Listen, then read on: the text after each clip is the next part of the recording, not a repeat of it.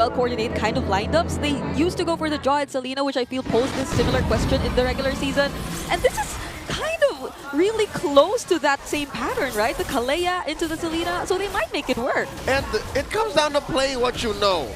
Something tells me there was a discussion and the Kimmy was a legit option. It's just the Superfam decides, Prince, whatever you're comfortable with, let's make it work. Game 3 finally upon us. Aurora early start. 200 gold lead, forcing a flicker from Prince. Ooh, that was very nasty shots here. Forcing flicker as well is a pretty big resource, especially for a Selena, which usually you would use that to really take out the target. Yeah, Brusco will be having a huge responsibility in this game. Like, he has to protect multiple members of ONIC Philippines, or primarily Keller later on, but for now it's Super Prince. And they're just playing it so aggressively! Oh, look at that, Brusco as well. Man, Demon Kite is... You can feel it, right? You can feel the bloodlust in Demon Kite right now. Because really, how often do you get your hands on a Fanny? Yep. And it's this pick really that defined how ONIC could play around with the remaining 5 picks, not just 3 or 4. The 5 picks, the whole draft, they had to cater to answering Demon Kite's Fanny, which opened up for the Jawhead, which opened up for the Harith, even the CC. So now, lane to lane, you could say that maybe that mid trio is where ONIC struggles. How about the sides? Yeah. Sides are pretty much what you would definitely want to go for if you just want the way to manage things out, not necessarily directly winning. And that's in terms of the gold lane. They are going to definitely go for the farm later on, but the CC definitely is supposed to have a great time in terms of the EXP lane. But there, we will be seeing some assistance from King Kong, however, so they get to include Kirk as they set up for this turtle. Yeah, that turtle is going to be pretty solid for ONIC. I don't think there's any danger immediately unless Strategy does stuff like this. Look at that. It's Brusco up on front, zoning it up as much as he can for King Kong to take it with the Retribution. Demon Kite missing out on a few cables here, but there you go. Tsunami Slam slows them down only for a moment, going down to the Kalea, but the rest of the team from ONIC is actually in trouble. What? Oh my goodness. King Kong gets thrown back to the wolves. In comes the rest of Aurora. Oh, it's a maniac! What? Mr. Consistent with the perm. He's feeling himself. Gets a maniac to open up game number 3. The bottom. Oh! Force the flicker out of Kelra, and that is going to be a huge resource. Just when you thought these two gold laners were very 50-50, in comes Demon Kite, and there is the threat of the Fanny. That is probably the only thing that isn't consistent about Mr. Consistent, and it's his hair. The hair. But right now, it was so surprising to see him actually get that maniac. He's way ahead of everyone just because of that, and you were expecting this kind of result in terms of the laning phase, but for it to extend all the way, this is going to be a huge problem for ONIC Philippines. Aurora can be playing it a lot more aggressively than they are. Tit for tat. ONIC and Aurora are outwitting and outplaying each other. It was impressive how Kirk ran away and survived the initial onslaught of Aurora, right? Flickered away, even when he got caught by the ejector from Renegade, but man, how Aurora kept their ground and forced ONIC to stay in and score those 4 kills. Another turtle spawning. I was actually trying to recall like the exact sequence which happened. It was supposedly a great start for ONIC since the Abyssal Arrow from Super Prince did deny that Feathered Airstrike, which could have eliminated Brusco, but it just so happened that the fight extended too long and Aurora were able to find their footing, but now Killer, Kill. Demon Kite, again, pretty easy to dodge those SODs if you are a Fanny cabling in and out. Takes that kill pretty easily, but look at that, despite that Maniac, Edward given a hard time here on top side. Thou shalt not touch Abun Jing Jing.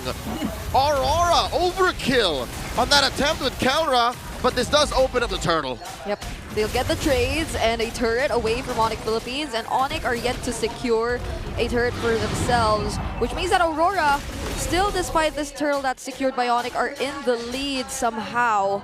And that is something that you still have to consider if you are ONIC Philippines. You see the potential, but so far Aurora is able to capitalize on even the slightest miscalculations that ONIC Philippines does.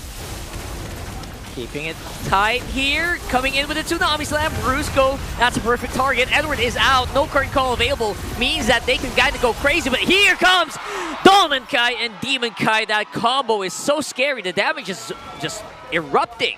DK coming in so fast. Oh! He was glitching. Dolmen Kai gets hit by the Spear of Destruction. Does not click it. All right. Honestly, the entire story changes once Demon Kite joins the fight. So ONIC have to be very calculated in terms of whether or not they want to fully commit in the team fights, knowing fully well that Demon Kite can just follow up any moment, because that's where the cleanup can come in. The damage that Demon Kite is able to provide at this point is something they should definitely take seriously. He's a level ahead of King Kong, and now Aurora's looking to take another turret away from ONIC. I really like it when Dolmen Kite's Synchrovision and Chrono Dashes just go toe-to-toe with the Fanny. Oh my god. Can really turn down targets in the dust. And that's mainly one of Demon Kai's strengths, is he understands and he smells a good fight even miles away. Renegade here put down to a fifth of his health. We're waiting for Kelra to feel himself too. We're waiting for Kelra to say it's go time, but I guess the whole Super Fam understands that we have to play on the back foot. Yeah. Defensive, despite getting both turtles so far. Yeah, because Kelra yesterday, I feel a lot of us have seen just how phenomenal his performance was on the Moskov, just constantly pressuring the lanes and even trying to close out the game a couple of times. But this is different since they have, or Aurora has the Fanny, so there's at least one member in Aurora who could actually deal with him, and that's what we were talking about. There's a solo kill you get when you have a Fanny again. Not so surprising, but what's surprising here, Super Friends once more forced out of a flicker, keeping the team fight going. Kirk is gonna have to take a back step here, but he is trying to get in with an Infernal Pursuit, but not gonna be enough to slow down Aurora. And this time around, it's gonna be the Northern Lights with control of the Turtle Pit. Final one going over to Aurora. SOD thrown up by Kelra. He knows it's best not to tempt fate here, and a push. Oh my god, Aurora converging through the roof. Here goes Brusco again. For some reason, doesn't really pull off the Tsunami Slam. He doesn't have it. It's on cooldown. And now they're gonna just watch Aurora as they just walk away. Defensive maneuvers by Aurora. They're happy with what they got. And ONIC is ever more getting buried in value. 3,000 gold lead now. Yeah, but it's getting very difficult for ONIC Philippines to actually do things across the other side of the map or look for the trades, because that one instance wherein they did try, because that is what you would typically expect from a Moskov in the gold lane, right? You go the opposite lane wherever the objective is and you just use your SOD to catch up to the team fight. But Demon Kite, he just made sure that he was able to see where Kelra was planning to go, take him out first before proceeding to the turtle. And that is just Aurora being very decisive and knowing how exactly to deal with ONIC Philippines lineup so far. They can't do much because, again, this is a Fredrin jungle, so you're really expecting them to invest in the potential team fights that can happen later on. And what's worse is Aurora can do this with very little punish from ONIC's side. ONIC can commit to, again, that Fredrin, can protect Kelra.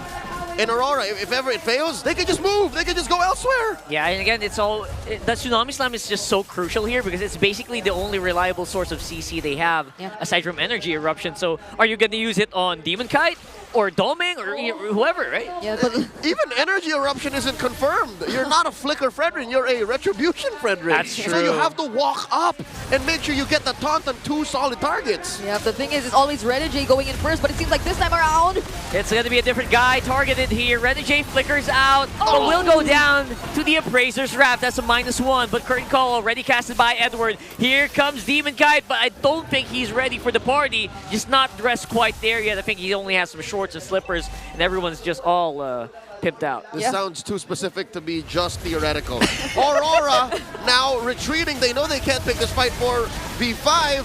Oh no, ONIC blitzing the Lord. I don't know if they can answer this. There's a good knockup from the Lord. He's gonna be the Phantom 5th man. And there goes Edward going down. US still keeping it steady. But even the Feathered Airstrikes will not be able to slow down ONIC right now, who only has Demon Kite and Doming up on toe against 4 members. Make that 5. Lord still standing, and ONIC PH scores! And they get it. There you go. The Lord going over to ONIC this time around. What a clutch title strike coming in from Brusco just to deny that retribution from Demon Kite because he was just standing there. It could have been a red battle between two of these junglers, and Aurora were willingly taking that despite them not being complete, despite them losing a couple of their members before that team fight.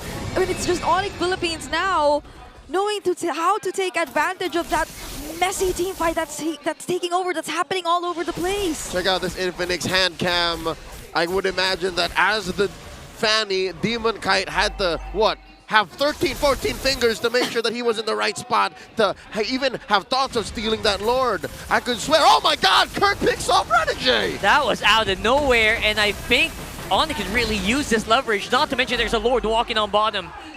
Oh my God. Very bad for ONIC. Nowhere the comeback for the Super Fam, the capacity crowd here in the Green Sun Hotel, the Champions Arena, are feeling it. Suddenly, the defending champions are on the offensive. Yep, everything changed the moment they decided to engage in a full-on team fight with ONIC being prepared. That's what happens when they're actually able to position themselves first compared to Aurora, because the moment Renegade decided to check the area, they were able to punish him to some extent, forcing them to hesitate somehow before actually taking on the next fight. And that is a very similar scenario to what happened in that objective. And now, this is where all the bodyguards come in for Kelra. This is where he can freely do his thing. Hey, Kelra, so far, all season 15 long, #3 least deaths. Oh. He is up there when it comes to bulletproof stats. King Kong, #1 average gold per game. He understands how much Kelra needs the bank.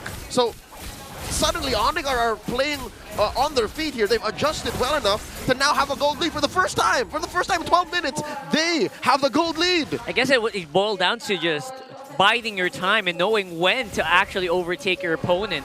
And they did it the best way they know how. Pick someone off and capitalize. Yep, even when we see that, or even when this entire Maniac, when Edward was able to position himself well earlier, now they're taking advantage of all that. Wait! Yep, capitalizing right now on one going down. It's Renegade again, the victim of the Tsunami Slam. Edward still available as a frontline, but only for a moment. He is actually very low as well, forcing Aurora to go back. That one was for one.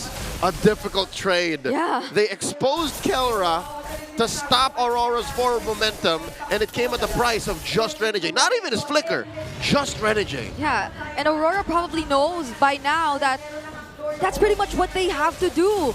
Once you take out Kelra, you saw how ONIC immediately was forced to retreat. They cannot proceed with the fight, especially considering that there is an upcoming objective. They can't lose any more members, and that is what they have to consider right now. They have all their eyes set on Kelra, which you did mention is supposedly up there in terms of the bulletproof leaderboards, but he's already 4 deaths in this game. This is not an ideal KDA score for Kelra. Lord Dance initiated Demon Kite at 1/3 of his health. I think Aurora have to reconsider. And that all came from one arrow hitting, by the way. That was insane. And the Lord knock up and everything else in Phantom between. Fifth Man. This is where the Fredrin comes in. This is where you would have the Fredrin 9 times out of 10 instead of the Fanny. A Lord Dance like this. And ONIC's doing it again. They're blitzing the Lord. They're doing it again. They have the damage. They know they do. They know where the Aurora members are. Demon Kite, where are you? Steps are on you the going to be in an brakes. angle to go for the Retribution Steal, though? He will get stunned up. That's vision for ONIC. I think they will blitz it out this time around. King Kong getting that Lord, and the fight is going to be very, very bad here for Aurora. The Super Friends on a different angle. They're jumping. They're piling onto each other. And there you go. Aurora members free remaining. Make that just you. And I think that could be ONIC running it down mid. 11-11, make a wish. At the 14-minute mark, ONIC just forced Aurora to play in the paint, and Aurora can't do that! It's a wipeout for Aurora! And you did mention it's exactly the angles that Super Fritz just played around with. Beautifully done. It's ONIC Philippines in Game 3.